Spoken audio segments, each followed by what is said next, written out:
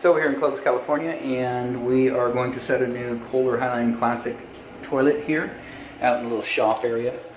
Problem we got right here, unfortunately, is this flange. It's not a standard flange. You can see that that's like a 2.5 inch opening, so it's it's glued inside the piping, which reduces the area of that fluids or liquids and solids go down into the soil pipe. So the main problem, as you can see over here, this has been bent up right there, and we've already shown that to the homeowner, and the repair is just massive. You know, you got to jackhammer the floor and cut the flange and put a new one in, and bolts and re-cement. And so anyways, we're opting out of that. What we're going to do is try and just put some new bolts in there, set it down, hopefully it sits flat, and then tighten it down just enough to pull the wax into place and leave it a little bit loose.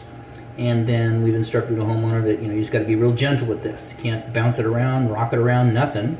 And then hopefully that will suffice for now.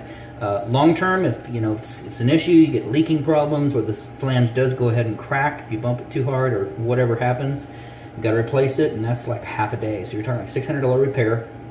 And I wouldn't wish that on anybody. So we've already talked to the homeowner. They've approved us to go ahead and just set it the way that it is, and we'll take a video when we're done.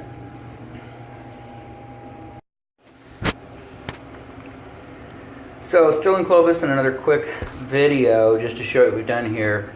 Again, the flange is weak. You can't tighten against it. It's been bent upward, and so there's really not a way to secure this. You can see how crooked the bolt is there, coming up out of the flange. You can't do anything with that, otherwise it pops, breaks. And so what we've done, we can't tighten down. Normally we can put shims in, which you see here, a little shim, shims, and then normally once we shim it, we can use the bolts to tighten against it, and it really stiffens up the toilet. Unfortunately, we can't do that. The shims are in here mainly for downward movement. So we want support across the front of the bowl so we don't get movement at the bolts. And so everything is supported out here, and then we'll caulk it in, and those should stay in place. But it's for downward movement only. So we don't want any upward movement, any side-to-side movement, nothing on this toilet. Otherwise, you will have trouble with it, and we'll have to come back in and do that extensive repair that we talked about earlier. So we'll get the rest of it set, and then we'll take another video. So we are finished out here in Clovis, California. Kohler Highline Classic, straight from Home Depot.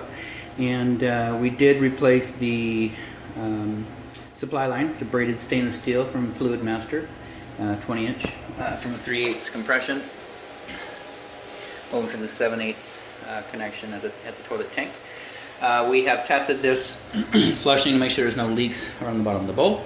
We've also checked tank to bolt to make sure nothing's leaking through there. And then also we checked to make sure the tank is filling to the proper level and flushing correctly, and then shutting down. So everything's working correctly. Like I showed you in the previous videos, the flange that this mounts to is borderline, well, not borderline, it's done. It's not broken, but you cannot fasten this toilet very securely. So what we've done, we showed you all the shims we put in. We did go ahead and throw a couple more in the back of the toilet because there were some gaps there.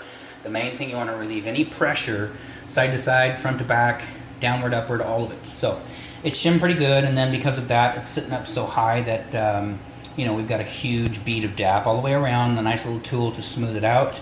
But hopefully that helps keep the shims in place, as well as help support the toilet a little bit. It's not a supporting agent, but caulks it in.